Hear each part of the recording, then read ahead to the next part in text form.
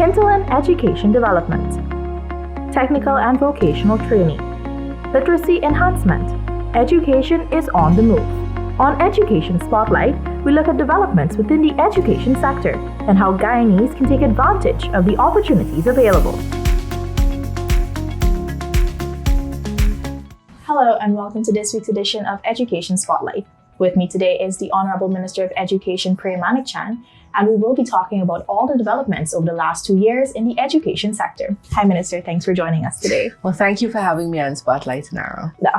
No, don't mention it. I mean, Spotlight is everything education, and you are the Minister of Education. Now, let's just go back a little bit. When you came into office in 2020, we were in the middle of a pandemic and we had no direction for the education sector, essentially. Tell us what was done when you came into office. Yeah, so when we came into office, we were just 5 months into the pandemic. Like the rest of the world, Guyana was not prepared for and was not resilient against anything like a complete school shutdown.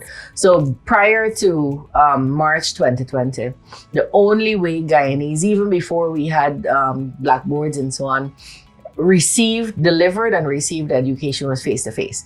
A teacher was actually teaching children who were all present at the same time. And then we had to close schools and we were not ready for how we would deliver education. And, sometimes we get a very myopic, Guyana wasn't ready. Well, no other country in the world, the biggest, the best, the most developed, the richest, they weren't ready either because people just generally have been accustomed to delivering face-to-face. And so we had another problem here. And it's funny that we're talking almost on the anniversary of the 2nd of August. Our other problem here was that there was no proper government. At the point that we closed for COVID, the government of the day, the APNUAFC, was fighting against the will of the people of Guyana who had voted to send them out of office. And so for 5 months, we took 5 months to get an election result. And in that 5-month period, when governments around the world were pulling together all their resources and strengthening themselves to respond educationally to COVID, to deliver education, our government was fighting to stay in office. And so nothing was done. No direction was given to the offices of the Ministry of Education. And so very little was done to respond to COVID. Having come into office on the 5th of August, I think, I turned up to work on the 6th. We immediately started discussing how we would engage children. We cannot come to school right now. At that point, we had no vaccines. There was still a lot of spread, a lot of fear, a lot of death. In the world I'm talking about.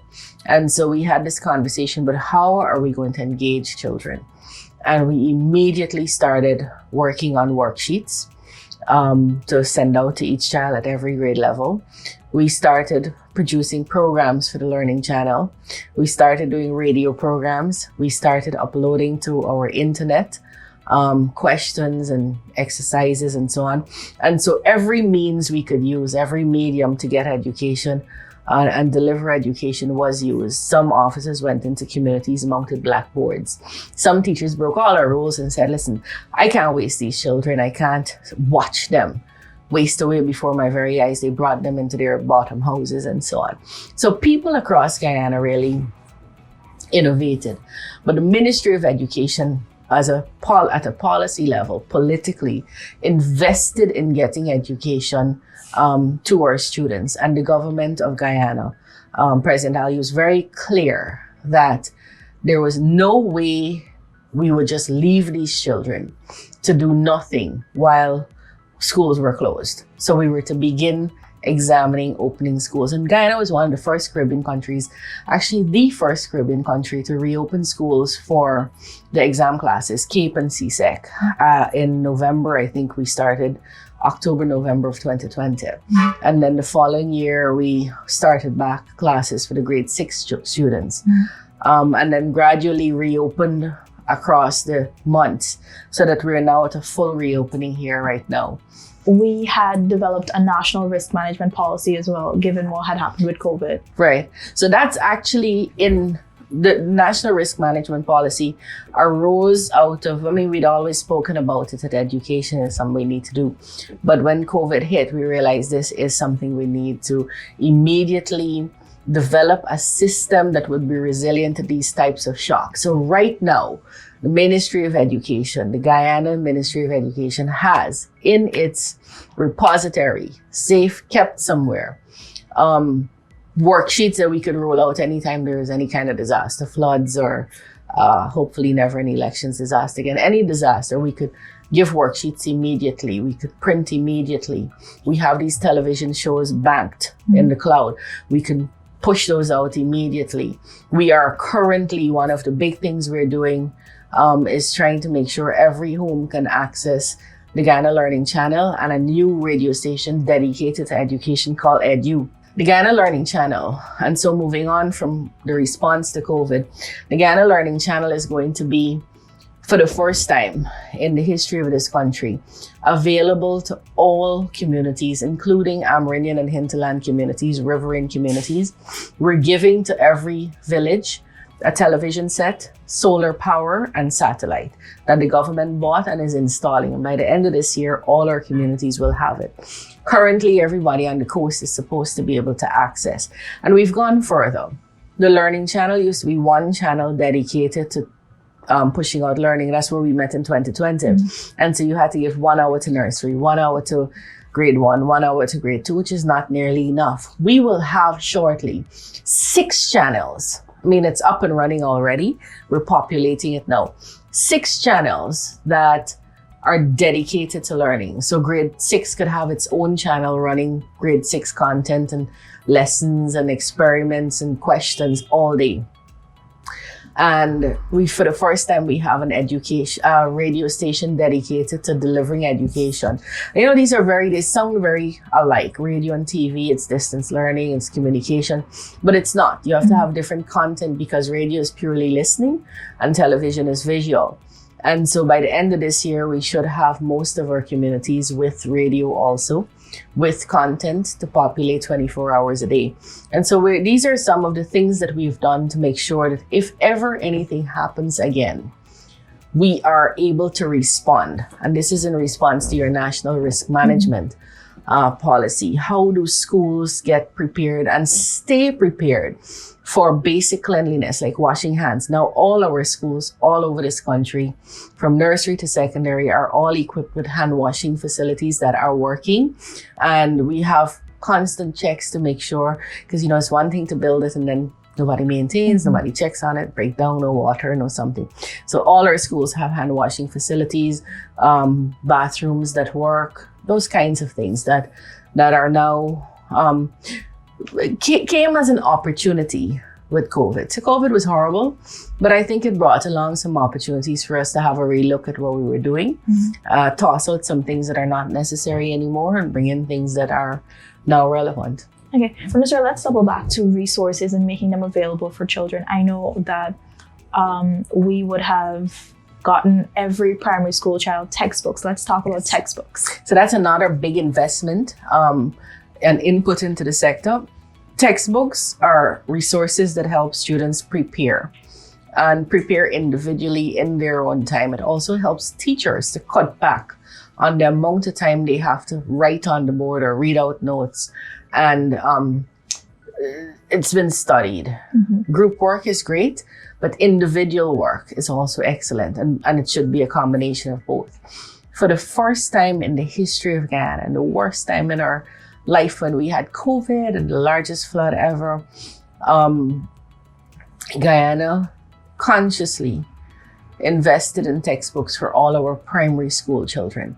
So children from grades 1 to 6, we were able to give every single child their own textbook.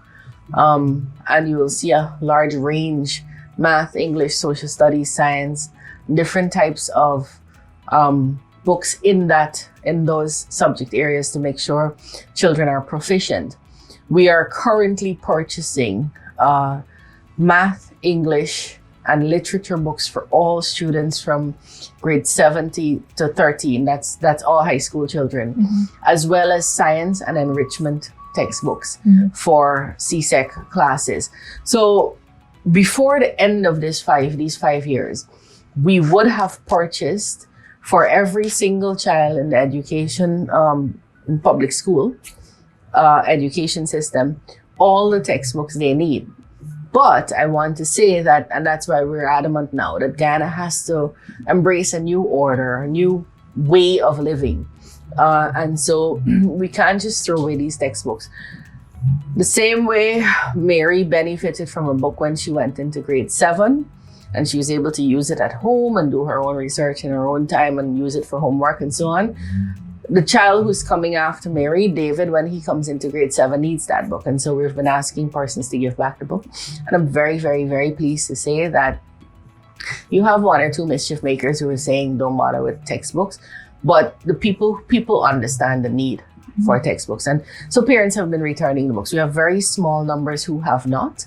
And we're going to have to address that with those parents. Okay. With regards to resources, Minister, we also have to look at physical infrastructure. And I know we've had a few schools that have been burnt down, and it's always a tragedy when we lose one of our schools.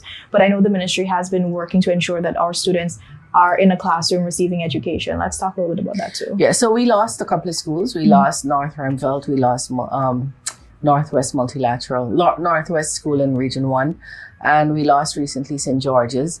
At least one of those fires so far we know for sure was arson. And children suffer when schools burn. Children suffer. Fortunately, we've been able to deliver education to the students who have come from those schools, but it wouldn't be in the same way. And I'm pretty sure they're not receiving it in the same way as if they were sitting in a classroom comfortably. We are in the process of rebuilding both Northwest and North Ramsveld. President Ali is keen to make sure the children who got displaced at St. George's are returned to a classroom. We've already placed more than 3/4 of them in schools, and we're looking to rebuild that school. Whether it's on the same piece of land would be determined.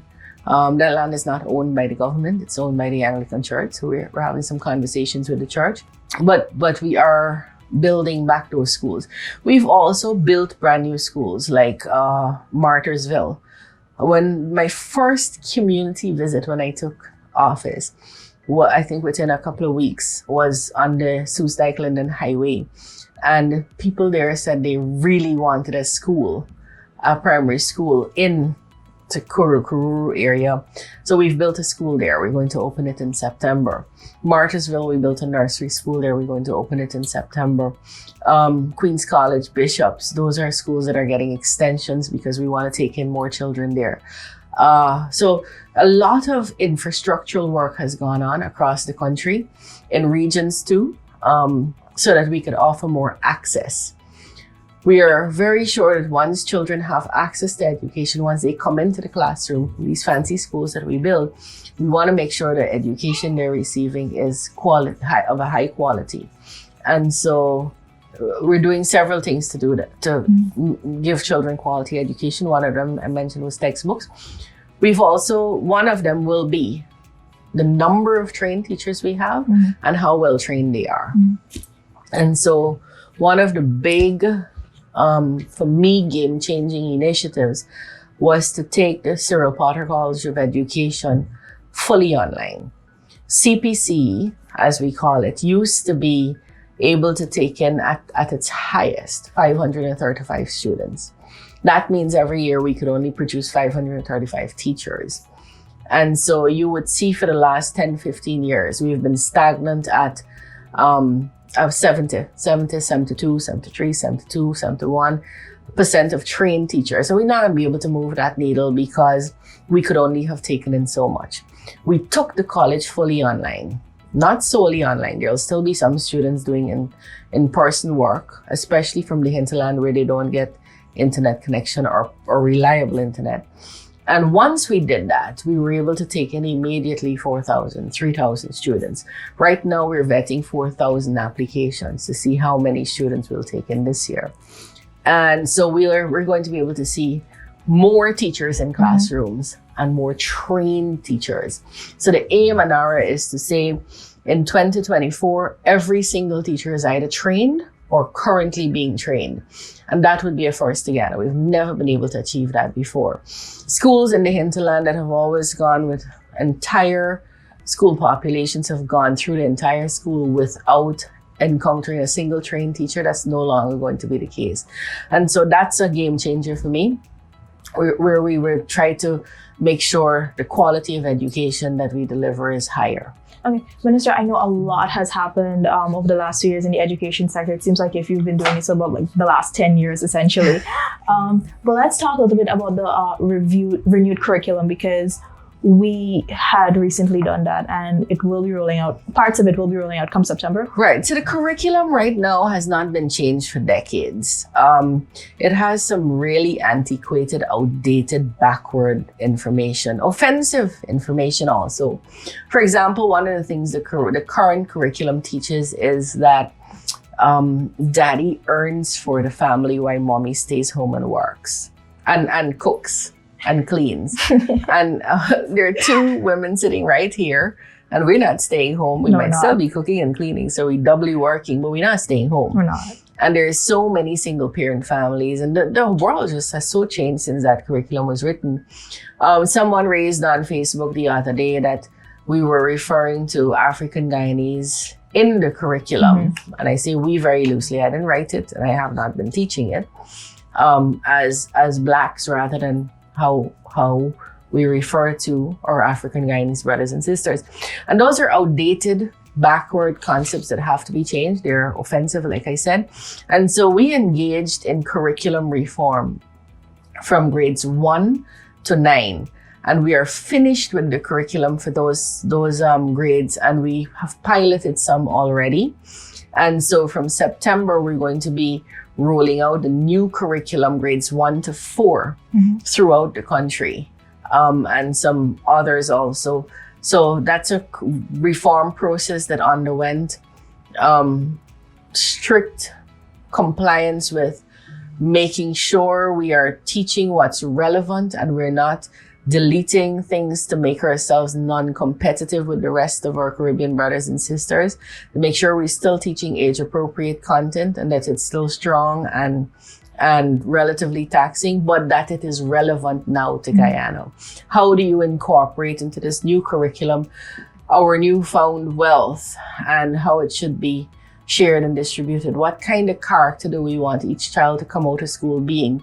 How do we teach about the benefits of a One Guyana and what it really means through the school system? These are all things we're examining actively. The curriculum reform was actually a promise we made in our manifesto that would be something we engage in. And so for me, this is also a promise we're trying to fulfill here, but not for the sake of fulfilling a promise. When we made that promise, it was we were very conscious that the curriculum was outdated and needed to be updated to make sure it's relevant to the world today. Yeah, I know one of the other things we're focusing heavily on too, Minister, is literacy. And I know we have our national literacy program. So for the first time, we've actually made an assistant chief education officer for literacy, where literacy will receive, and it's a whole department, will receive specialized attention apart from English, apart from it is now literacy. How do we make sure by grade 4, every single child is literate, can read, can understand what they read, can reproduce it in writing? We just finished marking paper 2 of the NGSA. Paper 1 is still being marked, but paper 2 is just finished marking. And I was so disappointed and so hurt and so worried, like my heart broke when the report came in that there were students at grade 6 who were not writing a single word on that exam paper, who were writing in language that people did not understand, who were just joining up letters, trying to make a sentence, probably to appear to the invigilator to be busy. We fail those children. And, I say we very, very loosely, but that can't continue. We have to devise a system in the Ministry of Education, and we are working feverishly on that, and it will be implemented come September, to make sure every single child by age 8 is able to read, understand what they're reading, and reproduce it in writing, a summary of what they're reading. We can no longer pass a child when you get to grade 6 and can't read and write. What that really meant is you went to nursery 1, nursery 2, grade 1, grade 2, grade 3, grade 4, grade 5, grade 6, 8 classes. 8 teachers saw you, and you're unable to function in the world, and that is unacceptable. And so we're going to have to demand more accountability from our schools, classrooms, and schools as a whole, and demand more of ourselves as policymakers to make sure that changes. And so we're devising now, how do we make sure we, even as we teach social studies and science and mathematics, that we're able to leave space to pull out for the children who are not at the age appropriate reading level.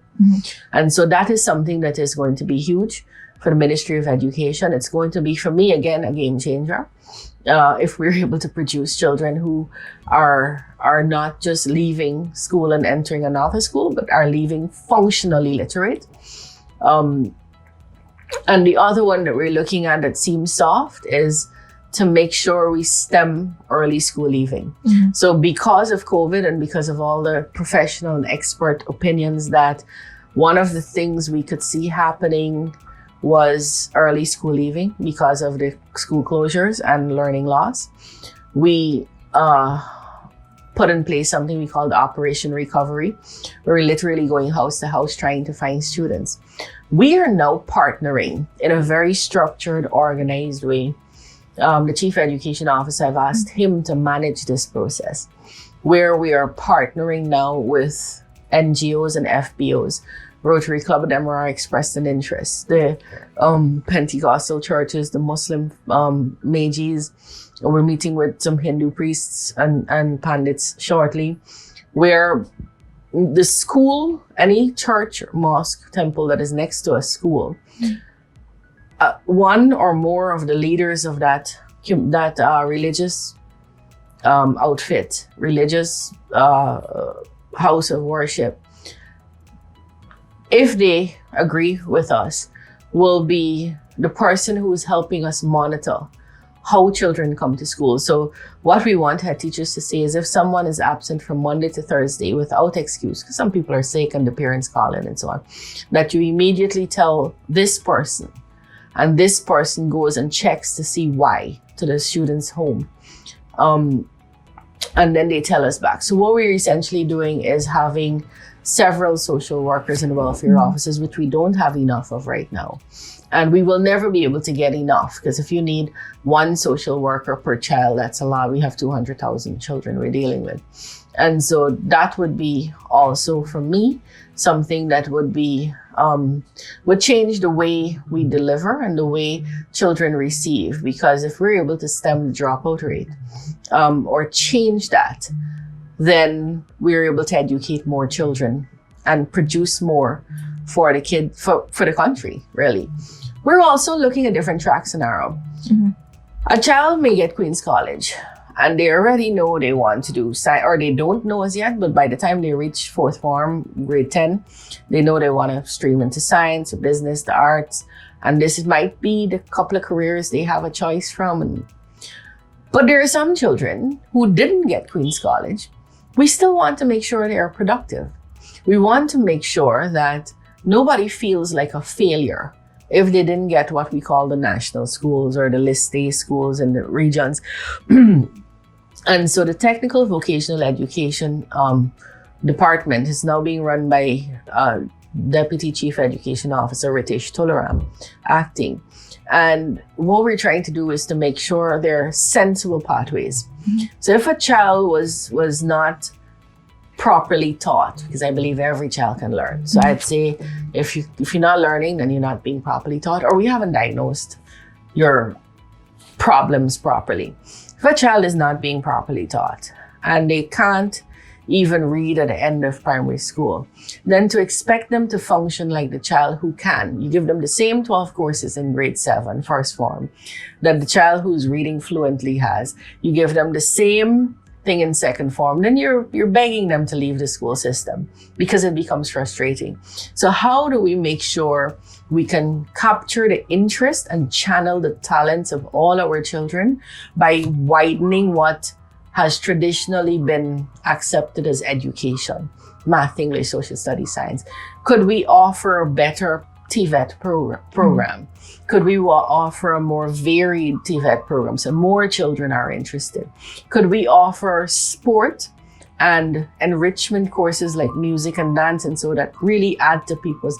A kid last night, he just wrote Common Entrance, NGSE, and there's a STEM camp happening for children across the country. And he showed me a game that he made, and it blew my mind. He's from Pataro in Region 7, Pataro Primary. Without instruction, without help, he actually made a game from scratch coding. How do we make sure this child has a pathway to just be everything he wants to be? That is what the system has to evaluate and look at. And sometimes we're very, very conservative in education. We don't want to make changes from the things we know already and the things we've been doing, and the way we've been doing it for the last 40 years. And sometimes people are scared to step outside of the math and English and move past into bigger courses. But all the research is tending towards children being more competent in looking after self-sustenance. If we give them skills that make them productive and marketable. And so we have to find the right marriage between strong academia, which we've become very known for, and making sure all our children, those who like STEM and those who don't, can come out of the system feeling worthy and valuable and able to market themselves. Okay, Minister, I can sit here with you all day and speak everything education, but we do have a time. So before we go, what else can we expect from the education sector? You can expect robust monitoring, and monitoring not with a big stick, but monitoring to make sure value is being received by students, by the state of Guyana, by the communities. The value that is invested is actually being transferred. That is going to require some harsh changes, apparently harsh changes that will have huge benefits, but any change comes with resistance. And so I expect some of that. We have to look at whether teachers are professionals. And most of the teachers I know want to be considered professional and do a professional job. We have to look at how we can make sure that is ensconced in our processes. Do we license teachers? And if we do, what would they have to do to be eligible for renewal of their licenses? Doctors have to do 6 continuing medical education courses every year before they can get back their license to practice. Teachers do more than doctors. They could damage lives forever. Do we move towards licensing our teachers? That's something we have to examine, and we'll be examining shortly. How do we stay accountable and make sure if we've been doing this with this child every day and it's not working, then what can we change? How does the monitoring of our schools help us to see that? So you'll see an intensified M&E in the system, across the system, to bring about a higher quality and a better output, which really is just fancy language and technical language to say that we'll produce a better human, and our human capital will be better served. That is our students who are going to become adults in this country. Okay, thank you so much for that, Minister. This has been Education Spotlight. Join us again next week for another edition. Thanks for watching. Goodbye.